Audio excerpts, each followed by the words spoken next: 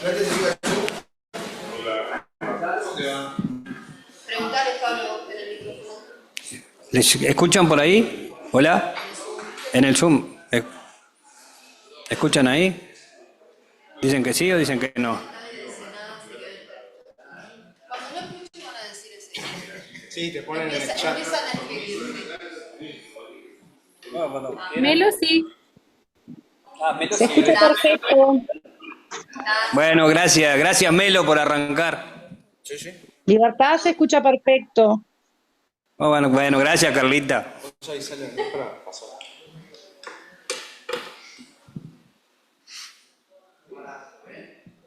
Ay, acá Ciudad de la Costa escucho perfecto también.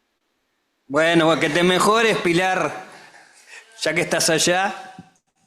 Gracias. Me quisieron envenenar mis compañeras que quieren mi cargo de alguacil, estoy seguro. Por favor. Hay compañeros que quieren entrar y no han podido. ¿Le han dado el ingreso a todos ya? Sí. Por lo que dicen acá que sí.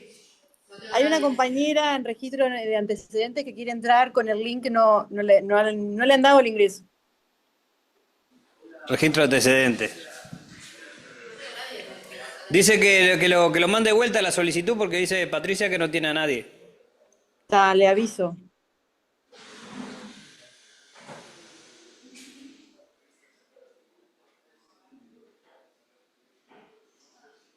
No sé, cuando me digan. ¿Arrancamos? Bueno, buenas tardes, compañeras y compañeros. Estamos arrancando un ciclo de charlas. En primer lugar quería presentar a dos compañeros, a Florencia y a Pablo, que ya hace un tiempito se incorporaron como asesores del sindicato. Y en el marco del centro de estudios y en el marco de los programas de trabajo que hemos acordado con ellos, es que estamos lanzando este primer encuentro de muchos que vamos a implementar, y está con una temática que creo que es de las cosas nuevas que nos están interpelando o nos van a interpelar, primero a nivel social y seguramente después con el impacto que en el trabajo vamos a seguramente en un futuro a tener. Y tan es así que la Suprema Corte de Justicia el otro día publica en el portal que se está avanzando en el área administrativa en las comunicaciones electrónicas, en un acuerdo entre AGESIC y el Poder Judicial. Y lo más interesante de todo es que no nos informaron nada, lo hicieron y no hubo comunicación ni a la gente ni nada. Entonces, viendo el avance que están teniendo estas nuevas formas de trabajo, estas nuevas formas de comunicación, creemos que para lanzar y para que los compañeros empezaran a asesorarnos de alguna forma en lo que ellos conocen, es que empezamos con toda esta parte de la inteligencia artificial.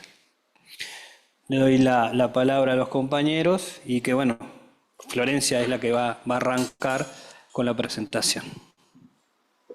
Gracias, Pablo. Bueno, buenas tardes a todas, a todos. Mi nombre es Florencia Torcho, a lo que me dedico mi trabajo como docente de historia. Entonces, un poco en este campo que es nuevo para todos nosotros, que es la inteligencia artificial, en esta oportunidad mi aporte va a ser desde el punto de vista educativo, pero un poco más allá del aula, ¿no? Y de este punto de vista educativo, lo que significa el trabajo intelectual y ahí cómo incide la inteligencia artificial, y un poco también para entender en esta cronología histórica qué implica un cambio tecnológico o de tipo revolucionario, como podríamos calificar hoy la inteligencia artificial en nuestras sociedades y ir llegando a cómo impacta en el mundo del trabajo. Ahí creo que estamos en la presentación de quién escribe el presente, si no me equivoco, de esto de, bueno, inteligencia artificial, autoría y lucha ideológica. Hay un poco como estos tres elementos. Primero lo que vamos a definir, que es esto de la inteligencia artificial, que también es un desafío porque ahora mismo que estamos planteando esto es algo que está en constante movimiento y transformación. Entonces también es como difícil poder conceptualizarlo, ejemplificar, porque los cambios son todo el tiempo, constantes.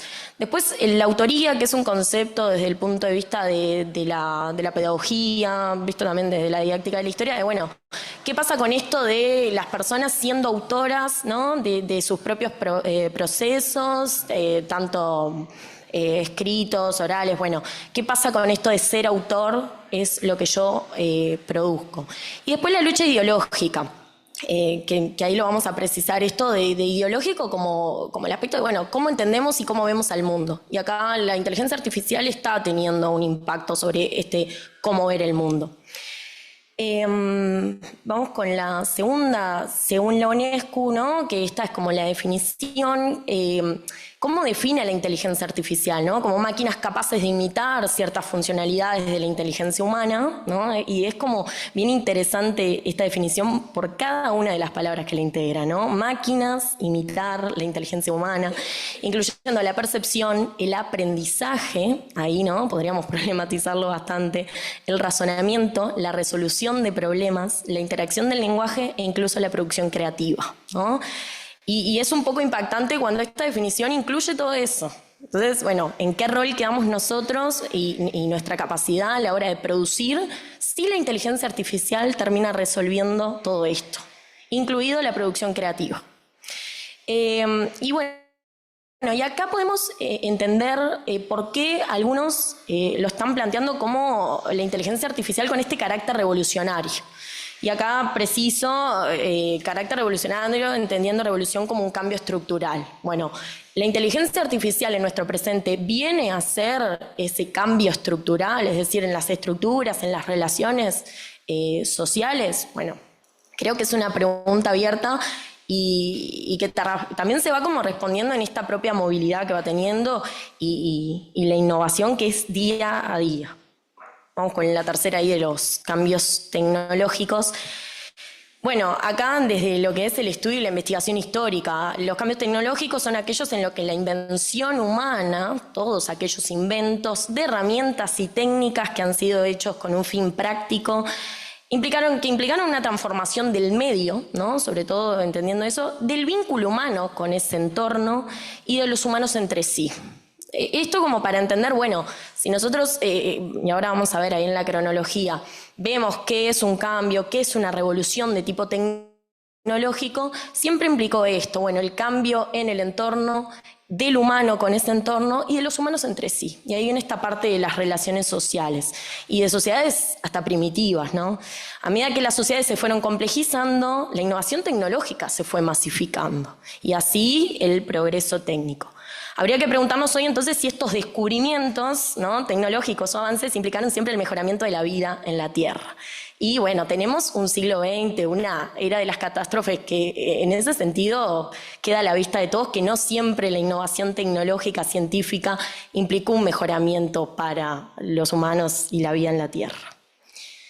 Bueno, en la siguiente tenemos ahí como una cronología que yo elegí algunos eventos, sobre todo los más significativos, pero podríamos poner un montón más, ¿no? Desde la piedra tallada como, la primera intervención de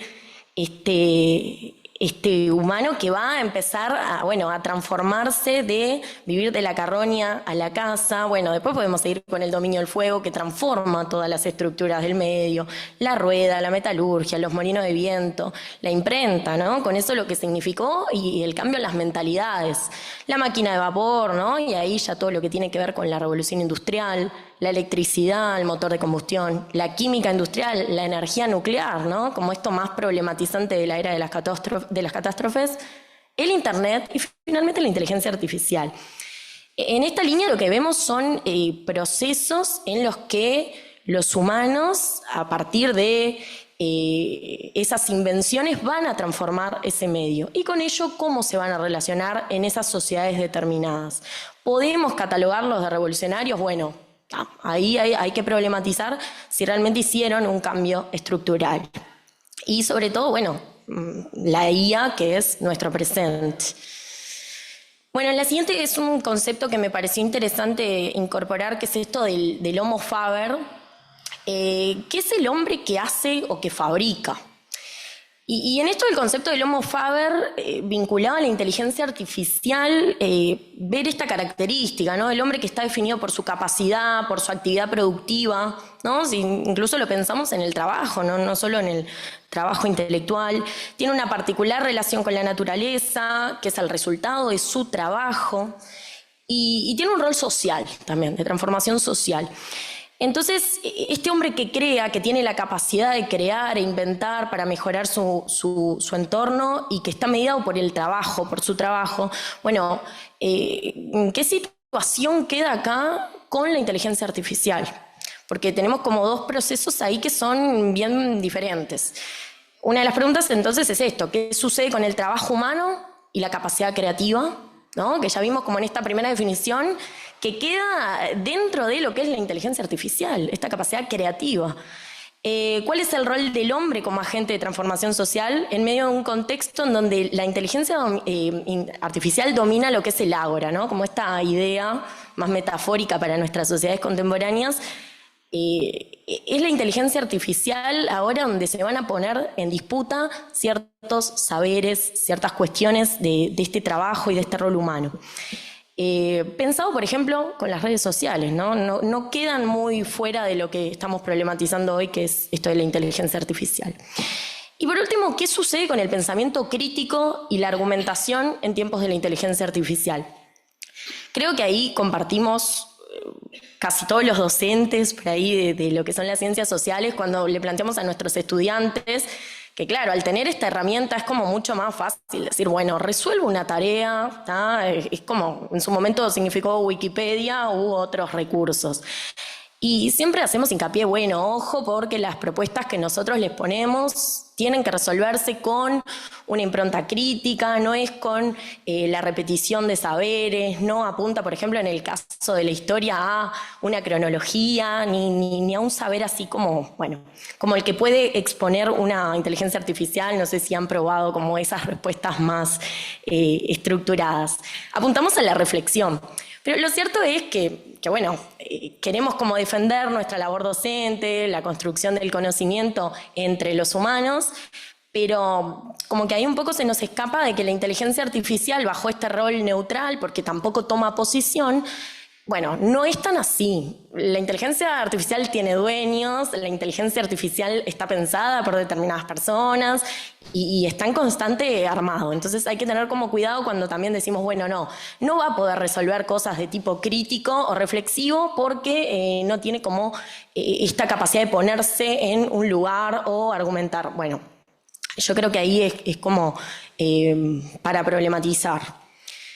En la siguiente tenemos el caso de Grok, ¿no? Y acá, que después Pablo en esto se va a centrar, de que hay ahora una multiplicidad de plataformas de inteligencia artificial, ya no es ChatGPT, y con eso nos vamos dando cuenta que hay una visión dominante y hay una visión particular dependiendo, bueno, quién está detrás de esta empresa o esta inteligencia artificial que se inserta en el mundo, se inserta en las relaciones sociales y efectivamente está teniendo un impacto, ¿no? Entonces, no es una cuestión inocente. Puede ser considerada como una valiosa herramienta de democratización de la información y el conocimiento, pero bueno, también pasa esto, ¿no? Tiene estas personas por detrás que forman parte de las relaciones sociales, que están presentes en nuestro mundo y tienen una ideología particular. Y con ideología me refiero a una forma de ver el mundo. Entonces no podemos ahí decir ya como muy sencilla esta idea de, bueno, no, la inteligencia artificial nos va a dar datos, no interpretaciones. Bueno, ahí un poco como para problematizar. Incluso, bueno, se han dado como discusiones en estos últimos tiempos en las redes, cuando surgió todo esto de la creación de imágenes con inteligencia artificial, bueno, el impacto ambiental que tienen. Entonces, también cuando se dan esas discusiones, esas pugnas en las redes, es importante prestar atención, bueno, quiénes están detrás, qué es lo que persiguen, qué objetivos tienen. Bueno, la siguiente tiene más que ver con este campo de lo que es la educación, pero que pretende salir un poco más del aula y en la educación en sí, en lo que es la construcción del conocimiento. Acá me pareció importante citar a esta psicopedagoga que es Alicia Fernández, argentina, que trabaja este concepto de autoría, que me parece que es muy valioso, no solo para lo que es la relación del docente y el estudiante, sino para cualquier trabajo de tipo intelectual, ¿no? En el que tenemos que cultivar y ejercer esa autoría, ¿no? Y con autoría no se refiere a Alicia Fernández, ni me quiero referir a soy autor de un libro, soy autor de un artículo. Bueno, no, soy autor de aquello que pienso, aquello que defiendo, aquello que reflexiono. Bueno, ¿en qué lugar queda esa autoría cuando la inteligencia artificial va tomando como un poco más de espacio en nuestras vidas y en nuestra cotidianidad? La autoría nos da autonomía de pensamiento, plantea Fernández, sobre todo de elegir y de defender aquello que deseo, lo que aprendo, lo que pienso y lo que creo, ¿no? Me parece importante como reflexionar en eso, sobre todo en las sociedades contemporáneas. Cuando el sujeto se reconoce autor de su decir, se habilita a la creación, a la pregunta y al pensamiento propio, ¿no? Y esto me parece un valor fundamental. ¿Qué pasa con el pensamiento propio en este contexto? Bueno, después tengo ahí que yo creo que después podemos enviar o lo pueden buscar. Me pareció interesante hace no mucho, y no es por hacer propaganda a Netflix, en la última temporada de Black Mirror, no sé si vieron, pero bueno, es una serie con capítulos individuales que tiene escenarios distópicos. Lo interesante de esta última temporada, capítulos más o menos, es que tiene un hilo que es la inteligencia artificial, ¿no? Y este tráiler resume muy bien, bueno, qué podría pasar en una sociedad, bueno, en donde la inteligencia artificial tome aún más protagonismo. Entonces me pareció como interesante, no es para ver la serie, pero me parece que el tráiler ejemplifica mucho, bueno, esta idea de, bueno, a qué riesgos nos estamos enfrentando.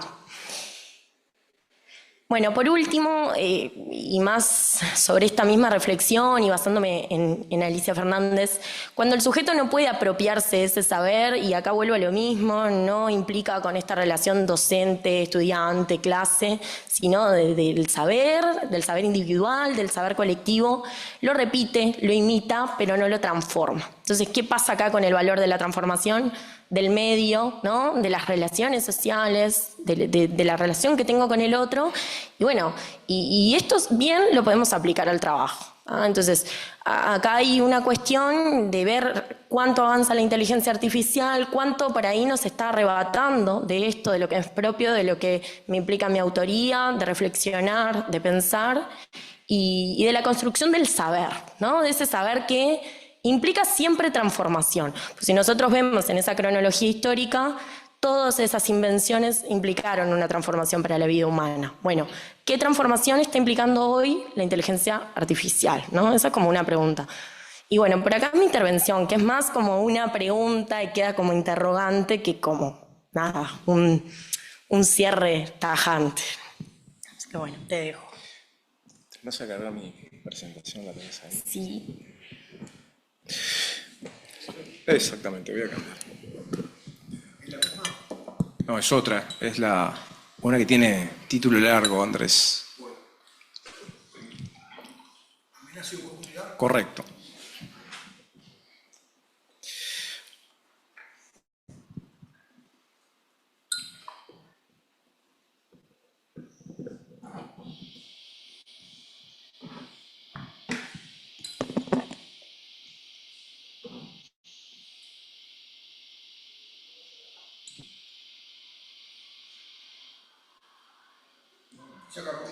¿Estás pronto? Sí, sí. Bueno, buenas tardes a todas, a todos. Es un gusto, la verdad, tener esta instancia, pero fundamentalmente quiero aprovechar para felicitar al sindicato por esta iniciativa. Créanme, tengo el privilegio de conocer bastante del movimiento sindical y me atrevo a decir que me sobran los dedos de una mano, si no son la primera experiencia de un taller de estas características, abordando un tema tan importante, tan trascendente como el de la irrupción de la inteligencia artificial. En lo que a mí respecta, para tener quizá una idea del impacto que hoy tiene la inteligencia artificial sobre nuestras vidas, no se me ocurre otra analogía que imaginarme lo que debe haber sido el impacto de dominar el fuego, a ese nivel. Porque lo que quiero decir de la inteligencia artificial es que la inteligencia artificial no es ni se constituye como un mero instrumento. Yo creo que va a implicar un cambio cultural. Yo me traje podríamos decir algunos datos reveladores del impacto que tiene hoy la inteligencia artificial antes de iniciar la presentación. Algunos quizá. 2030, estos son informes, ¿sí?, oficiales. En 2030 hasta 800 millones de personas podrían perder su trabajo por la automatización.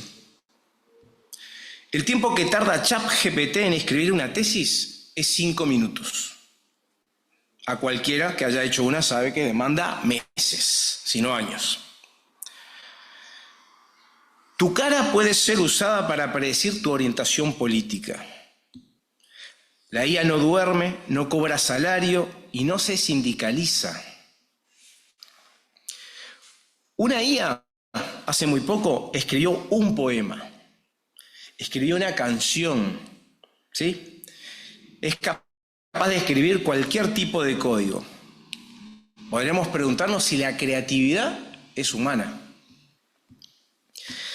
Algo más que preocupante, los deepfakes pueden hacerte decir lo que nunca dijiste en tu vida. Hoy si hay algo que hemos aprendido, que a la persona que vean por televisión o en un video, no hay certeza alguna que esa persona exista y que diga lo que dice. Ustedes saben, la IA venció hace mucho tiempo al campeón mundial de ajedrez, venció al campeón mundial de Go, que no sé si lo conocen, es un juego milenario, que es el más jugado, porque lo juegan nada más y nada menos que los chinos en la India, en Japón. Y algunas cifras que tienen que ver con lo que Florencia decía. En primer lugar, bueno, la IA ahora, y esto lo deben haber visto en más de una película, puede predecir si una persona cometerá un crimen según su historial. La IA es capaz de crear personas. Y esto que me parece significativo para esto último que decía Florencia. Entrenar una IA, y vamos a ir un poquito en detalle, como ChatGPT, consume tanta energía como un hogar promedio en un país cualquiera, España por decir alguno, en 23 años. Cada 10 consultas que hagan a ChatGPT, preguntitas, se evaporan, consume 2 litros de agua. Una IA generativa, como es ChatGPT, Claude, Grok, podría consumir en 2027 tanta agua como 6 veces el consumo anual de Dinamarca. Y vamos a tener una más cercana quizá acá. Si la IA fuera un país, su consumo energético ya superaría al consumo energético total de la Argentina. Estos son algunos datos, tenemos más que vamos a poner a disposición del sindicato, simplemente para que tengamos idea de la magnitud de esta transformación de este instrumento, que como decía Florencia, esconde ciertas características, ¿sí? Pero por supuesto, estamos en una organización sindical. Sé que a cualquier sindicato, por supuesto, le preocupa y mucho el mundo del trabajo, y por supuesto no vamos a eludir esta cuestión. Pero sí me quiero adelantar a decir algunas cuestiones.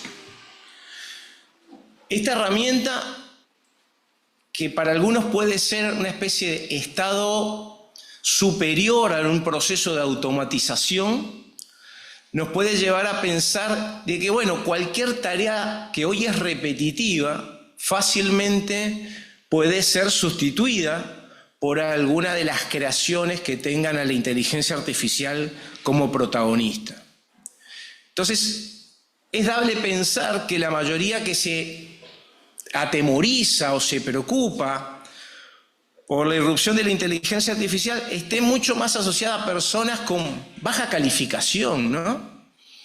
Las tareas administrativas, ¿no? Call center, choferes, porque incluso es lo que vemos en televisión. Vemos ya automóviles con autonomía, vemos los tótem que, insisto, podrían no ser personas las que están detrás, los call centers, que no necesariamente hay persona. Entonces, uno puede entrar y rápidamente pensar en eso. Pero hoy, y la potencialidad que tiene la inteligencia artificial, lleva a avanzar incluso en niveles de sustitución de personal altamente calificado. Hoy hay inteligencia artificial, entre otras, que decide quién trabaja y quién no, que lee los currículum y decide quién es la persona apta para un puesto de trabajo. También es la que califica al personal su desempeño para asignarle puntaje. No va falta mucho para que una inteligencia artificial opere, que sustituya a cirujanos, ¿sí? Y así podríamos seguir. A un mundo tan distópico, quizá no tanto, como se presenta en la serie que hablaba Florencia de Black Mirror.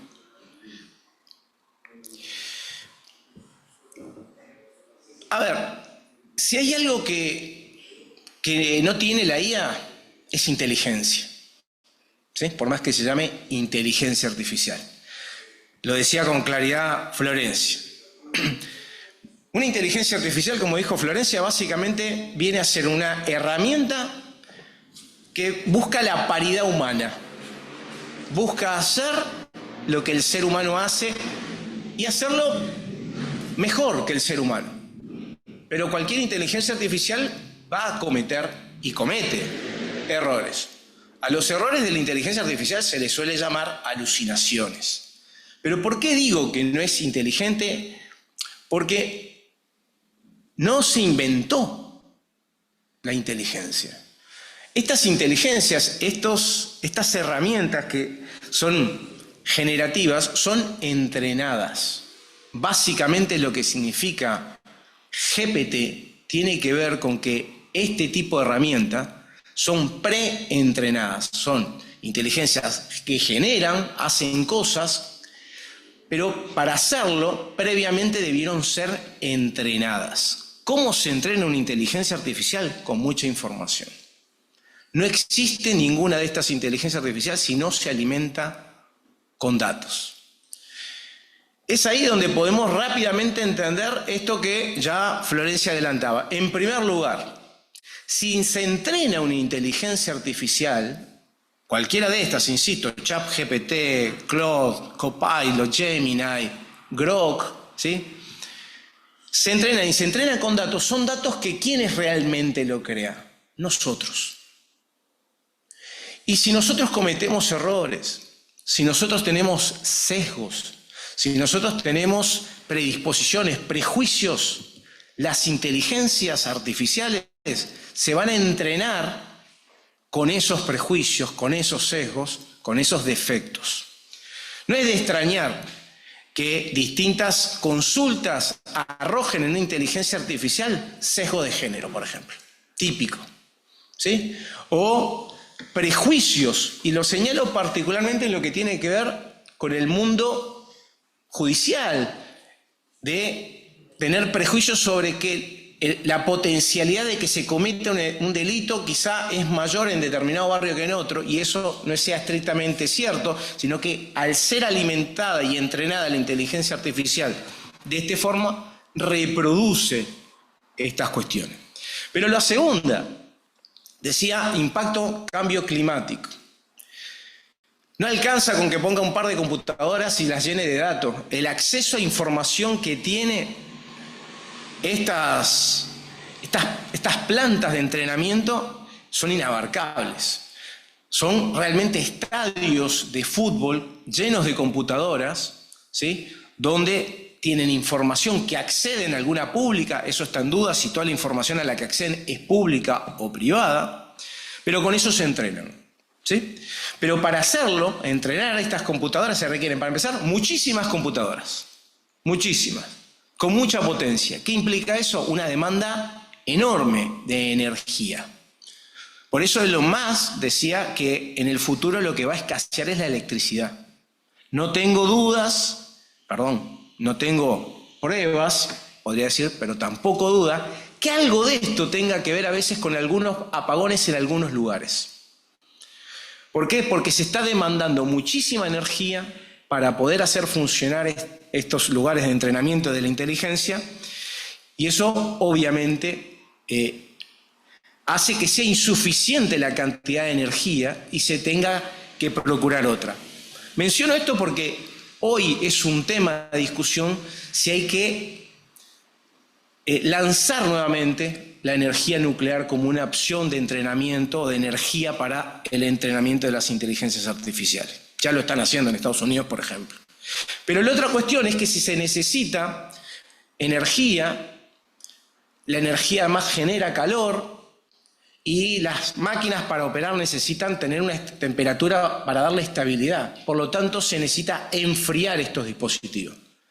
Por eso se demanda muchísima agua, por eso se habla de estos valores, de que cada consulta demanda litros y litros y litros de agua, porque se necesita enfriar todos estos dispositivos para enfriarlo. Entonces, todo esto tiene impacto, no solamente en nuestra vida social, sino también a nivel ambiental. Bueno, las cifras las tienen ahí, ¿no?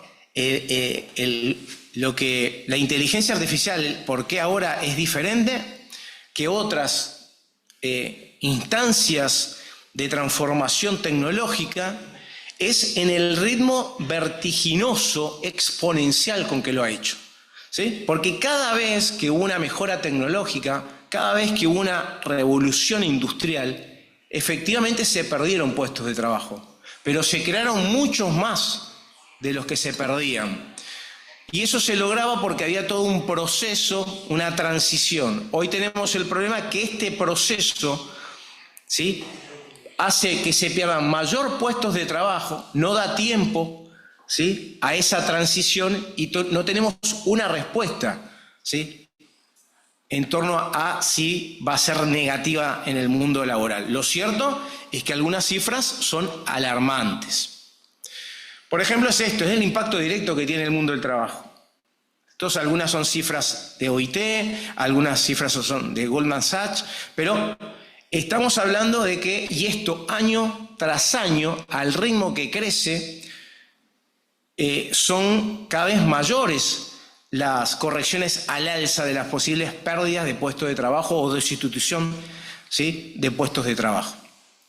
Pero insisto, hoy tenemos cifras muchísimo más convincentes de sustitución en términos de puestos de trabajo relativamente automatizados, con tareas repetitivas, con escasa formación, baja calificación, pero es dable pensar que esto empiece a también sustituir puestos de trabajo de mayor calificación. Diseñadores gráficos, programadores, yo no sé si alguno lo ha hecho, pero ustedes pueden pedirle una consulta al ChatGPT. Si ustedes pueden no tener ninguna noción de programación de ningún programa habitual y ustedes le pueden pedir al ChatGPT que escriba el código en el lenguaje que ustedes quieran Y algo que le demanda a un programador meses, lo hace en segundos. Hay un dato curioso en Amazon.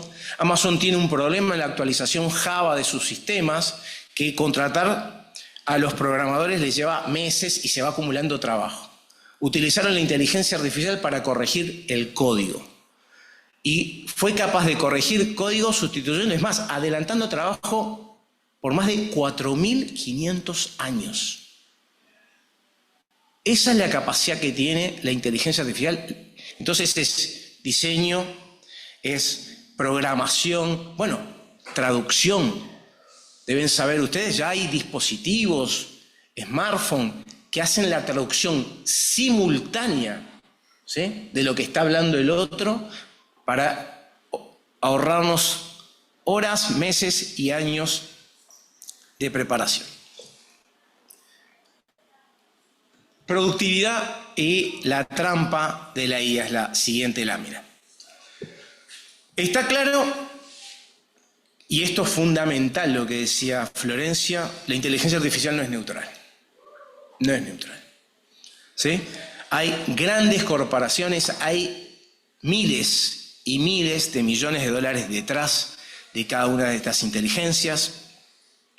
Por lo tanto, se está generando de manera significativa beneficio, ¿sí?, y riesgos laborales. Se están perdiendo puestos, ¿sí?, hay empeoramiento de condiciones de trabajo. Entonces, vale preguntarnos la típica que pasa en el marco de los consejos de salario, ¿no?, que muchas veces argumentan de que el incremento del salario real, ¿no?, crece por encima de la productividad del factor trabajo.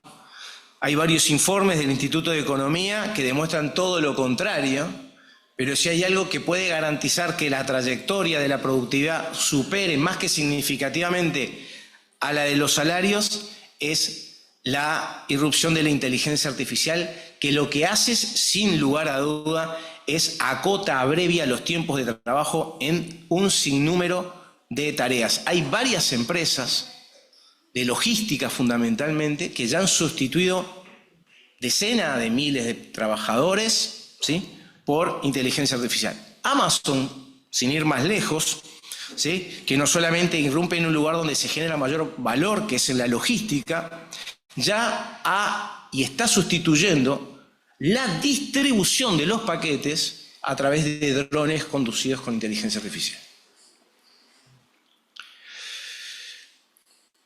Estos son los problemas que tenemos y que nos van a preocupar particularmente a este sindicato, sin duda, para tenerlo en cuenta. Yo decía que la inteligencia artificial no es inteligente, ¿sí?, es entrenada. Y es entrenada con datos. Y es entrenada con datos que creamos nosotros. Y nosotros, dependiendo dónde, vamos a tener sesgos, ¿sí? Entonces tenemos esto del sesgo algorítmico, ¿sí? No decide, no discrimina la inteligencia artificial o la herramienta en sí si está bien o está mal. No toma posición, no valora, no hace análisis crítico, ¿sí? De hecho, para estas lógicas de entrenamiento también existen auditores finos que implicarían hacer este trabajo, dejar que la inteligencia entrene con la información, pero después debe ser verificada por alguien para ver si efectivamente es correcto lo que dice. Esto quizá más adelante se entienda, porque esto va a ser parte de la tarea que ustedes van a tener que seguramente llevar adelante, si es que también la inteligencia artificial avanza como en otros países en el Poder Judicial.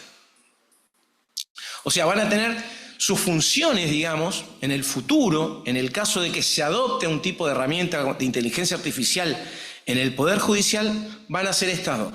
Lo que se llama roles híbridos, que es el que estoy comentándoles, que es, por un lado, le pido a la inteligencia artificial que haga algo, pero yo después voy a tener que verificar, yo, ser humano, verificar que lo que hizo está bien. Por otro lado, tienen que haber también roles de auditoría, ¿sí? Efectivamente ver si se reflejan algunos sesgos, si hay que corregirlos, si hay prejuicios, y fíjense si los hay nada más en el Poder Judicial. Por lo tanto, algunas de las cuestiones que aquí están son verdaderamente importantes, ¿sí? Tenemos problemas, no se gestiona, no tenemos acceso, está la famosa caja negra de no sabemos cómo trabaja verdaderamente una inteligencia artificial. Hoy, quizá lo hayan escuchado, ChatGPT en su última versión tuvo que echar para atrás porque una actualización dejó al descubierto problemas, y esto lo que dejó al descubierto no son solo los problemas que hubo que ir para atrás, sino que también lo que revela es que quienes también se supone controlan a la inteligencia artificial tampoco conocen claramente lo que está sucediendo, porque si no haríamos lo que haríamos cualquiera de nosotros. Primero nos aseguramos que la actualización sea correcta, la probamos antes, vemos que funcione y la largamos al mercado. Aquí la largaron al mercado, se demostró que está mal y ni siquiera hubo una actualización que la corrigiera, sino que hubo que ir para atrás.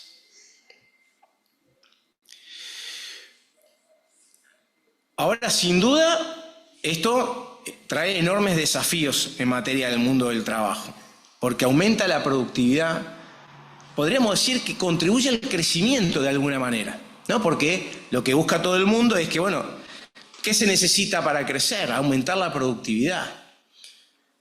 Pero ¿cuál es el problema? Que ya lo tenemos más que claro en el mundo del trabajo. El crecimiento, en todo caso, es una condición necesaria, pero no suficiente. Porque de lo que verdaderamente se trata es que la tecnología, los cambios tecnológicos, las distintas revoluciones hayan servido no para crecer, sino para mejorar la calidad de vida de las personas. Y lo que demuestra la historia, en largos periodos, y no es ajeno a nuestro país, que en momentos donde hubo expansión económica, esto no se vio reflejado desde el punto de vista ni en la mejora de los salarios, ni mucho menos en la calidad de vida. Por lo tanto, es posible que esto pueda desembocar en mayores niveles de concentración y desigualdad. Por lo tanto, va a tener que ser un elemento a tener en cuenta en la distribución de la riqueza generada a través de inteligencia artificial. Hay una problematización acerca de cuáles son las habilidades. Aquí nosotros, y este sindicato fue claro al respecto, uno puede ir como en otras épocas de la historia y decir, bueno, esto como me va a sustituir mi puesto de trabajo, lo mejor que puedo hacer es destruirlo. Enemistarme con la inteligencia artificial. Mala elección. ¿Cuál es el otro camino? El otro camino es amigarse, es apropiarse, ¿sí?, de la tecnología. Y esto va a significar no solamente conocerla, y este espacio de divulgación, de conocimiento, de acercamiento a la inteligencia artificial, sino que mañana vamos a tener que adoptar otros roles, el de la regulación, el de la auditoría, el de distintas cuestiones. Es muy difícil la discusión que hoy está a nivel mundial acerca de cuánto regular o no, porque el temor para muchas empresas puede implicar que si yo le doy mucha regulación a algún país, como sucedió en Europa, el avance de la inteligencia artificial sea lento.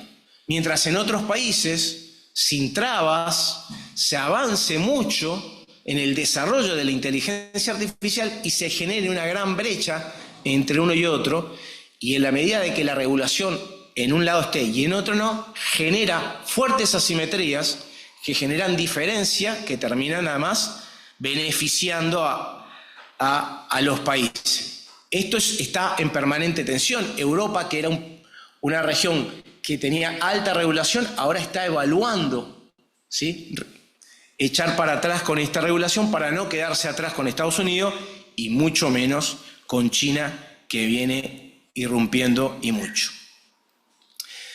¿Qué podemos hacer? El rol del sindicalismo. Bueno,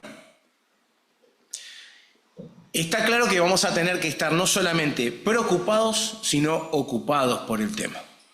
Hay que estar alerta. En esto, en muchos sentidos, hay que insistir. La herramienta de la negociación colectiva es una herramienta que tenemos que defender. Es ese ámbito institucional que hemos logrado, en el que nosotros podemos avanzar en la mejora, en nuestra plataforma, en una mirada reivindicativa o programática. Ahí fundamentalmente vamos a tener que estar para impedir justamente o participar, ¿no? Que esto es la cuestión fundamental de la discusión, en cada vez que la inteligencia artificial empiece a ocupar espacios en nuestro lugar de trabajo. Insisto, va a haber que auditorar sesgos, auditorar quién regula, qué se regula, y fundamentalmente tener en cuenta que hoy, si hay algo que tenemos que tener en cuenta sobre la inteligencia artificial, es que yo ya no puedo confiar, ¿sí?, en prácticamente nada si no nos tienen a nosotros, como decía Florencia, realmente apropiándonos del conocimiento, del saber, porque si no lo que terminamos haciendo es reproduciendo algo sin capacidad de transformación. Bueno, ¿y esto qué implica? Implica esto que se está haciendo hoy o que se está lanzando hoy, pero que va a demandar en el futuro mayores niveles de profundización, que es la formación, ¿sí?, la calificación. Ya no va a bastar con saber manejar la herramienta, sino que implica conocerla, apropiarse, y para eso también requiere calificación. Si mañana el Poder Judicial incorpora algún tipo de software apoyado en la inteligencia artificial, como en algunos países de la región, Chile, Argentina, Colombia tiene, va a ser necesaria no solamente recursos, sino que va a ser necesaria formación y calificación al respecto. Como dije, la inteligencia artificial no es neutra, ¿sí? Por lo tanto, es importante estar presente en esa discusión. Los consejos de salario, ustedes saben bien, un convenio colectivo, lo decimos hasta el hartazgo, no hay buenos convenios colectivos o malos. Hay convenios colectivos que el grado de correlación de fuerza permitió obtener, y eso depende de la musculatura sindical. Este tipo de iniciativas son las que van fortaleciendo al sindicato y aumentando la musculatura necesaria para tener convenios colectivos que reflejen nuestra plataforma. Es en ese sentido importante lo de la incidencia política, pero para lograrlo, obviamente, es fortalecer la organización. Yo no tengo la receta para decirles qué tiene que hacer una organización sindical para aumentar su correlación de fuerza. No es un tema de número, es un tema de alguna manera de número, pero fundamentalmente es cómo se acciona esa organización. Si yo tuviera que dar alguna pista, siempre decimos algo, no lo inventé yo, es algo que está en la práctica cotidiana, creo que ustedes lo saben. Se acumula, que es lo que se necesita para el fortalecimiento de la organización, cuando se logra avanzar entre lo deseable y lo posible, ¿sí? Yo creo que es una cuestión fundamental de fortalecimiento de la estrategia. Y por último, esto que decía Florencia, o que yo trato de amalgamar en una presentación no tan linda como la de Florencia, que tiene que ver que el futuro del trabajo, que no tiene que ver tampoco con el trabajo del futuro, lo escribimos nosotros, ¿sí? Y esto es fundamental en términos de apropiarse del conocimiento, del saber, para tener esa capacidad transformadora de la que hablaba Florencia, pero también porque es el camino posible para nosotros, sí, avanzar en términos de apropiación en el marco de los espacios institucionales que cuenta el sindicato para hacerlo. Creo que no tenía ninguna más, ahí va. Quiero terminar diciendo algo que decíamos al principio. Esta es una primera instancia de divulgación, de acercamiento, de conocimiento, si se quiere, a qué es la inteligencia artificial, su potencialidad, sus posibles impactos, Y bueno, y esta perspectiva de que estamos en la antesala de lo que yo entiendo es un verdadero cambio cultural, ¿sí? Va a trascender nuestras vidas, como lo dijo Florencia, porque no afecta solamente las relaciones con nuestro trabajo, lo que hacemos, sino también nuestro vínculo social, nuestro relacionamiento social. Por lo tanto, esta es la primera de muchas, seguramente, instancias como esta, donde iremos afinando el lápiz para no abrumarlos, donde incluso nos vamos a meter mucho más en el mundo de lo que es el trabajo dentro del Poder Judicial, compartiendo otras experiencias y otro tipo de cuestiones, pero sí adelantándoles cuáles son esos desafíos, ¿sí? De saber que la inteligencia artificial no va a decidir por ustedes, hoy lo está haciendo. Hoy en muchos lugares, ustedes saben que los software que se utilizan en muchos de estos países de la región no solamente priorizan, ¿sí? Los distintos procesos, sino que en algunos casos generan dictámenes. Y eso, en definitiva, empieza a ser sustitución ya ni siquiera de trabajo administrativo, que en buena parte lo es, sino también de altas jerarquías o de altos mandos medios, ¿sí? Por lo tanto, como dije al principio, no solamente tenemos que preocuparnos, sino también ocuparnos. Vamos aquí, Pablo. Bueno, ahora abrimos un espacio para ver si hay algún tipo de preguntas. ¿Hay presenciales o por la red? Tengo una. No sé si es una pregunta. Ante la falta de neutralidad.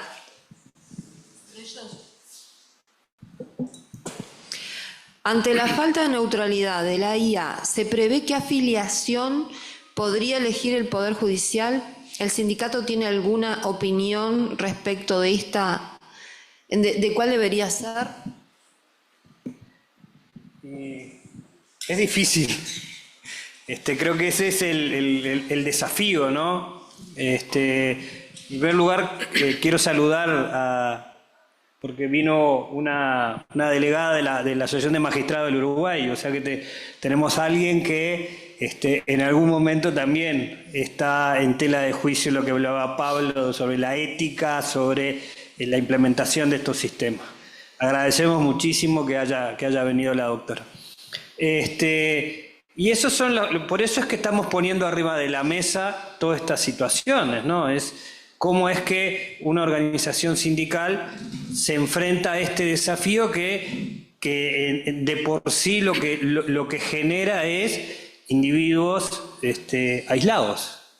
Ya hay el impacto que tuvo la pandemia exclusivamente con el trabajo en la casa, el home office, que por suerte en el Uruguay, en el Poder Judicial, con todas las problemáticas que tuvimos en pandemia, no lo logramos instaurar, pero que sí en lugares de la región se hizo, como fue en Brasil o en Argentina, donde los compañeros argentinos, que es con lo que tenemos mucho más vínculo, y con los brasileros nos están planteando cuáles están haciendo las problemáticas que tuvo el trabajo y que está teniendo el trabajo desde la casa, ¿no? Que en su momento podía ser una solución, y bueno, y ahora ya hay cuestionamientos desde la salud de los trabajadores, toda la problemática, la desconexión, e incluso en la calidad del trabajo producido. Entonces hay toda una discusión que queremos poner arriba de la mesa, de que todas las herramientas, como bien se dijo acá, son herramientas. El problema es cómo uno las puede gestionar, y si esas herramientas son para mejorar la calidad de vida o no. Entonces, lo que decía la compañera o el compañero que pregunto, es un desafío. Yo siempre digo que quizá más adelante, a pesar de asesores económicos, tendremos que tener asesores en informática, por el tema también de cómo es que uno puede sentarse en la línea que planteaba Pablo, de que en los convenios colectivos uno pueda incidir en lo que está detrás de eso, que es la construcción del algoritmo, que es el que determina determinados sesgos o no, o de qué forma funciona la inteligencia artificial. Entonces, es como todo un desafío. Creo que comparto muchísimo lo que dijeron los compañeros y la compañera, de que, bueno, que es un cambio cultural, es una nueva forma de ver cómo nos vamos a desarrollar.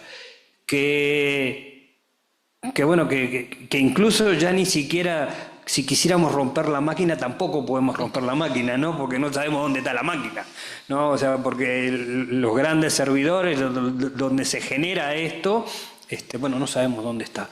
Entonces también hay todo un tema de autonomías nacionales, hay todo un tema que es una discusión. Y estamos en pañales nosotros, ¿no? O sea, incluso en la región estamos en pañales. Estamos viendo cosas que otros ya llevan años haciendo, pero bueno, queremos que cuando se implemente, estar preparado. Yo creo muy fuertemente que le queda poco para que los sistemas, el sistema de justicia lo implemente. Quizá el Poder Judicial sea el último. No sé en qué situación está Fiscalía, por ejemplo. Tampoco sé en los otros operadores cuán o no estén implementando.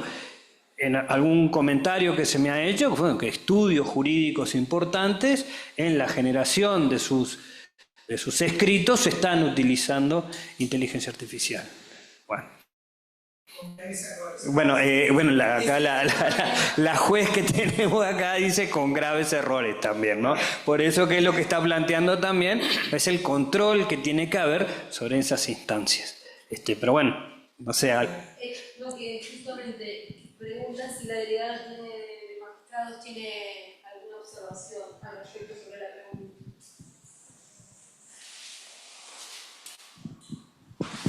Buenas tardes.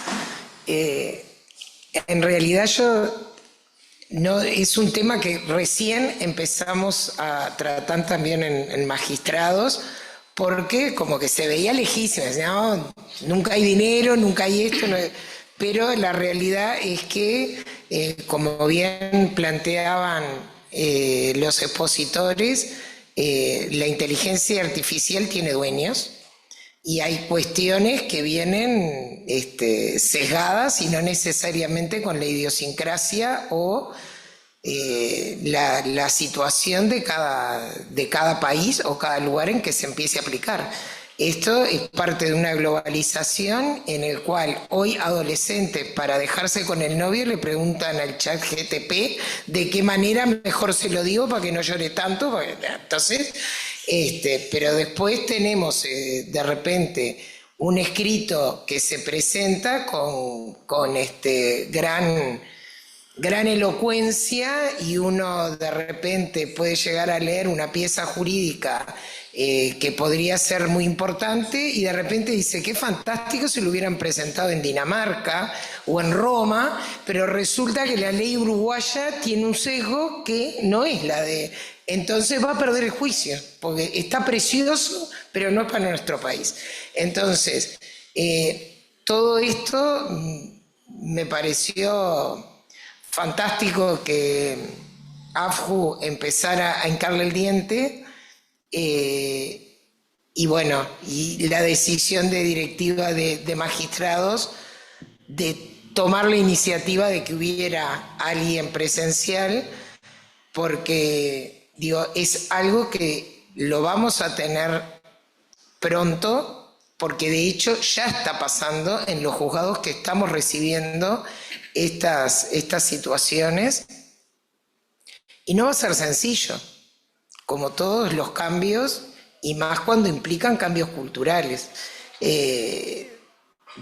Va a necesitar que le pongamos mucha cabeza, porque si bien no podemos romper la máquina, sí todavía estamos en la posibilidad de intervenir en los esquemas procesales, jurídicos y de procesos mentales que hay que realizar para dar, en todas estas situaciones tú podés poner información que puede servir para determinado lugar, y es más, a los magistrados que, por ejemplo, recorremos todo el país, nos pasa que la ley es la misma para toda la República, los instrumentos legales son los mismos, pero la cultura de cada rincón del país y las posibilidades reales de cada policía, de cada psicólogo, de cada técnico que esté en cada lugar del país es distinta.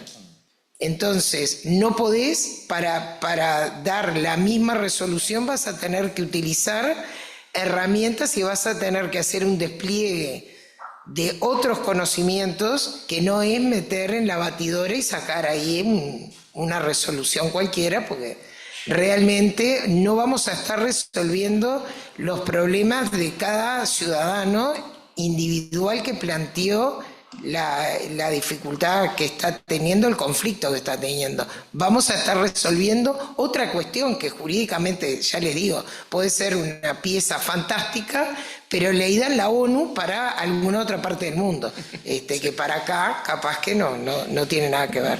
Y mucho trabajo queda por delante y seguir pensando juntos, ¿no?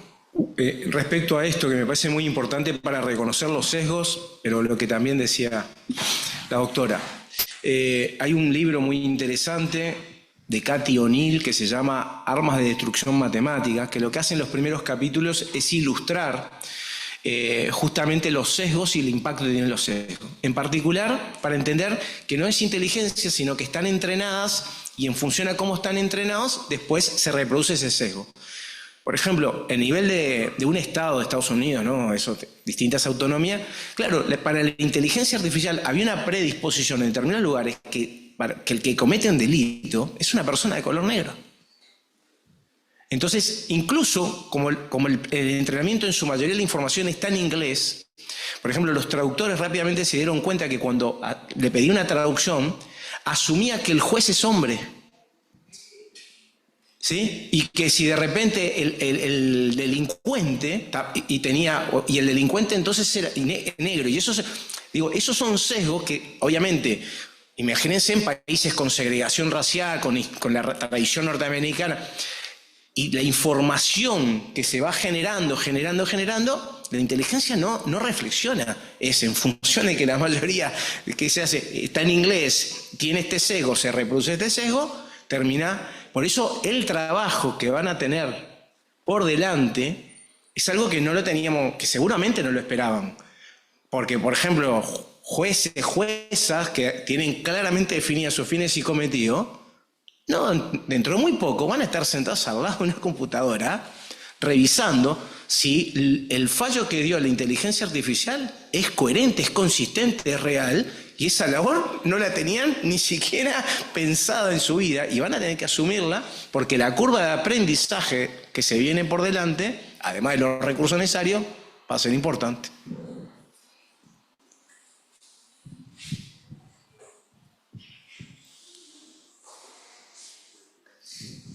Bueno, un poco lo mencionabas ahora. Quería que comentaran ejemplos de otros países donde se ha aplicado la IA en el Poder Judicial. ¿Vos tenés, si querés? Sí, bueno, los países que se están aplicando son numerosos, pero en América Latina, Chile, Argentina, Brasil, en distintos lugares. Y es bien curioso porque dentro del Poder Judicial, no todo, decir el Poder Judicial es decir mucho, porque por ejemplo en algunos países se aplica en Fiscalía, pero en la Suprema Corte después no se aplica. ¿Por qué? Primero porque también está el tema de los sesgos, hay a veces resistencias culturales acerca de si una máquina, si una inteligencia puede sustituir, pero lo que sí tienen dentro de lo positivo, por así decirlo, que van a informar cada una de estas experiencias internacionales, es que ahorró mucho tiempo en materia de expedientes. O sea, el término de ordenarlos, clasificarlos, priorizarlos, es lo que hace típico a las inteligencias artificiales. Y eso ha ahorrado, los porcentajes son abrumadores, ¿sí? Han mejorado en algunos lugares más de 200% de los tiempos, ¿sí? Han pasado, de expedientes que a veces acumulaban de poder procesar en un mes 40 a poder procesar 320. O sea, sin llegar al hueso, quiero decir, simplemente un tema de clasificación, de priorizar dentro de la clasificación, sin avanzar mucho más. En algunos lugares ya sí se están avanzando en en algún fallo previo. Ahí es donde hay más reticencia. Pero sí, hay buenas experiencias, en Argentina hay buenas experiencias, no me acuerdo cómo se llama el estado, Rongoña de Brasil, que es donde lo aplica, y Chile lo tienen. Sí, sí.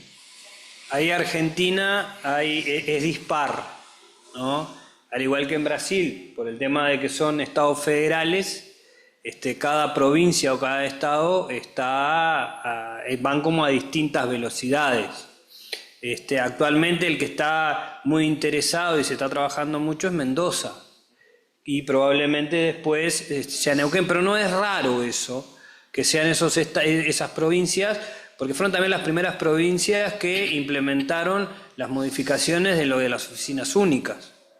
Mendoza fue la primera, Neuquén fue la otra, que si bien no tiene, en ese momento no se hablaba de lo que es la implementación de las inteligencias artificiales, sí venían todos estos cambios de la racionalización en los procesos judiciales, que de hecho una de las cosas que por ejemplo planteaba el Centro de Estudios Judiciales de las Américas era el tema de la seguridad jurídica, y la seguridad jurídica venía que incluso acá nosotros tenemos el ejemplo en la OFGESEN, en el juzgado de paz, en la normatización de determinadas sentencias, ¿no? Que venía a ser, bueno, había un comité de jueces que determinaban algunos fallos que tenían que ser similares. Se ponían de acuerdo 10, 12 jueces, y ahí se manifestaba que según qué lo que pasaba era la consecuencia o el fallo.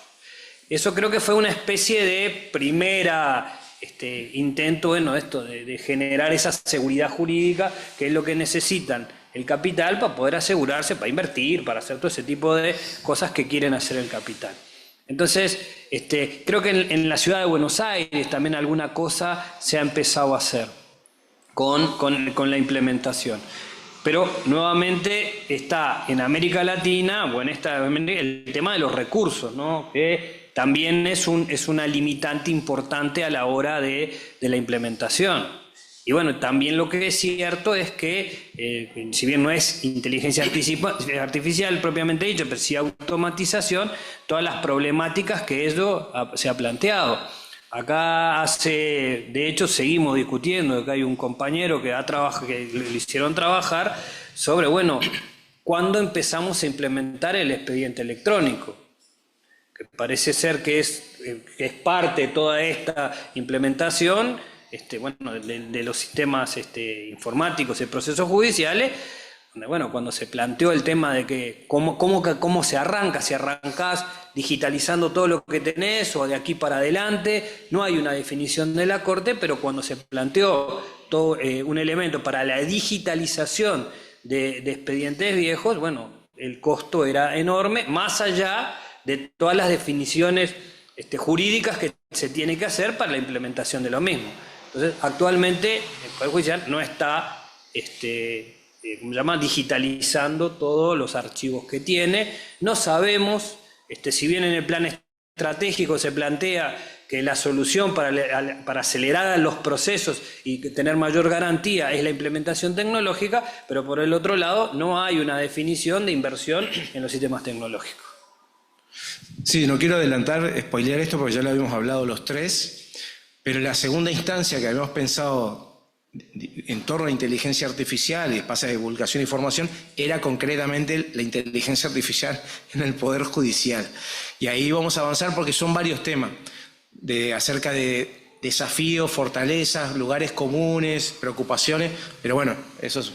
Ya que planteaste, adelantarles que ya veníamos trabajando, preparando para la segunda temporada, la segunda presentación, porque tiene no solamente esta parte, sino muchas de las cosas que decía Florencia, sobre la autoría, sobre... Bueno, esto, sí, que justo la doctora mencionaba lo de la idiosincrasia uruguaya, ¿no? Esto del planteo bueno, no es lo mismo, tiene que ver con un ser que tiene que ver con su nación, con su cultura, y ahí me parece que esto puede estar, como plantea Pablo, como esta parte positiva. Si se tratara solo de esta intervención de la inteligencia artificial para sistematizar, para ordenar, es como planteaba el propio Paul Ricoeur con la historia. Bueno, si la historia fuese solo clasificar hechos y ordenarlos, buenísimo, pero hay una subjetividad, y esa subjetividad no vista como malo, sino como justamente la intervención humana diciendo, bueno, yo argumento y planteo que esto es así, y creo que ese valor lo tenemos que seguir reivindicando, y justamente con una posición de decir, bueno, tiene que ver con nuestra idiosincrasia, y tiene que ver con un lugar particular en el mundo, ¿no? Entonces, por ahí me parece que... Sí, eso que decías,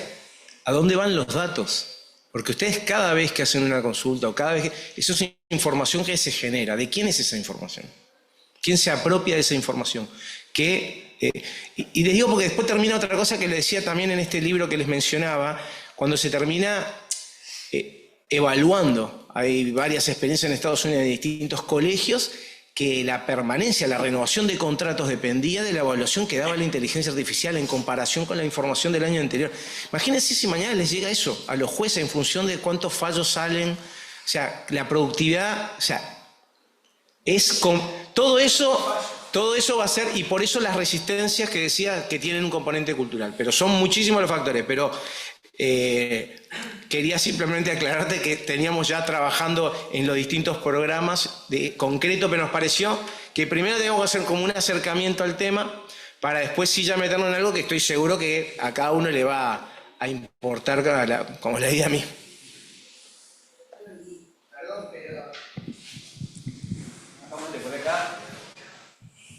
Es que el hecho de ser un país de baja población también nos conllevan otros riesgos.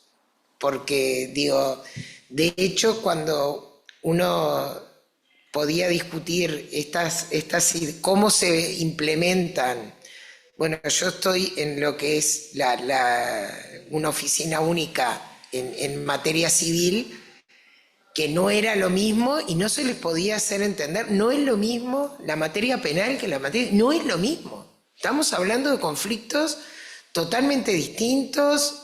Acá no es el Estado... No, nosotros estamos interviniendo entre ciudadanos o personas jurídicas que no podemos...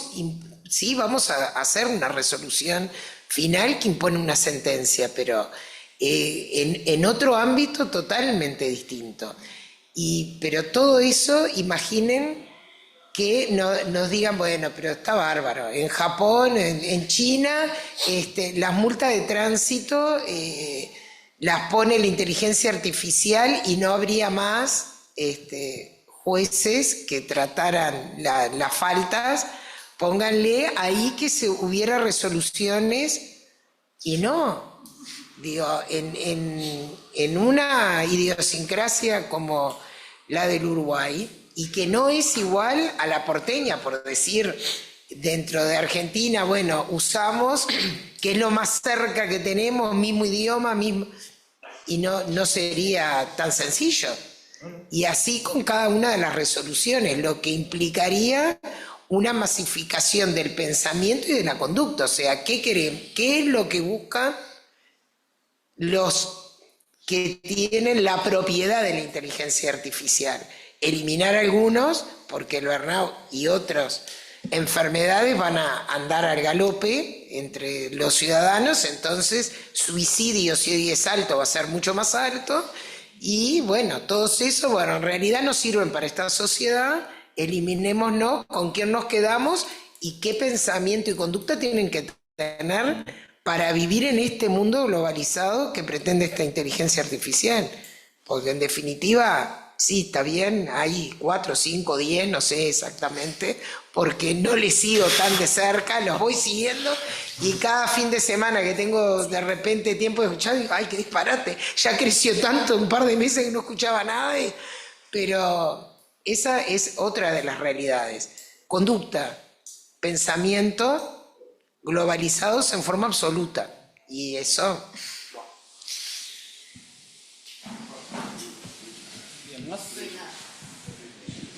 ¿Algo quieran decir? Bueno, en primer lugar agradecer a los compañeros que vinieron, a los que están en el chat, agradecer a Pablo y a Florencia. Y para hacer un poquito para hacerle un cierre a la actividad. En primer lugar, me parece que es interesante poder poner arriba de la mesa estas situaciones. Ahí la doctora tiró unas puntitas que también tienen que ver con lo que se puede venir a ver, ya se está discutiendo, como son ministerios de justicia, como son independencias de las defensas, ITF, que también tienen otras situaciones que también tendremos que hincarle el diente, ¿no? Próximamente este sindicato va a tener que discutir bastante sobre todo este tipo de circunstancias. Lo otro es que volvemos a poner arriba de la mesa al CIEG. No en su formato original, nosotros resolvimos en la dirección de que se va a ir en un proceso para nuevamente conformar lo que era el centro de estudio. Nosotros durante mucho tiempo el centro de estudios tuvo su prestigio, por vicisitudes de la vida del sindicato dejó de salir. No, a mí no me gusta decir que se cerró, pero sino dejó de producir. Y ahora como una pausa, ahí está, una pausa, entró en pausa. Y ahora como pudimos intercambiar con los compañeros, nos acercamos a los compañeros al asesoramiento, no solo en materia de inteligencia artificial. Pablo es economista, Florencia es historiadora. Planteamos Profe. Bueno, profe, ojo con claro, sí, por el tema de los títulos últimamente. Títulos, y si pagaste si estás regularizada en tu casa, eso es, hay que estar al día con eso, porque si no, propusimos un plan de trabajo, y la idea es justamente potencializar esta herramienta que es el centro de estudio, volver a plantearla, ponerla arriba de la mesa, y que algo que siempre nos reclamaban cuando íbamos a muchos lugares, en Brasil, en Argentina, incluso dentro de la central, ¿qué pasó? Bueno, esta es una primera experiencia de volver a sacarle la pausa al CIEG y empezar a trabajar. Por eso la idea es hacer estos talleres, volver a tener publicaciones. La idea también es empezar a salir al país, para capacitar. Vamos a hacer talleres, donde no solo sea de inteligencia artificial, sino de aquellas cosas que son la cotidiana, cómo leo mi recibo de sueldo, cómo me afecta la inflación, qué es eso de la curva que yo pierdo, todo ese tipo de cosas que a uno se les escapa, y hay técnicos que nos pueden dar una mano. Ahí están ellos. Y en el marco de algo que creo que tiene que recuperar el sindicato, que es el centro de estudio. Así que agradecer, y que como ya plantearon acá los compañeros, ya hay una segunda etapa donde se va a profundizar todo el tema de la inteligencia artificial. Estamos trabajando también con ellos con el tema del presupuesto, se va a trabajar con el tema de la reestructura, y en eso andaremos. Así que muchas gracias y nos vemos la próxima.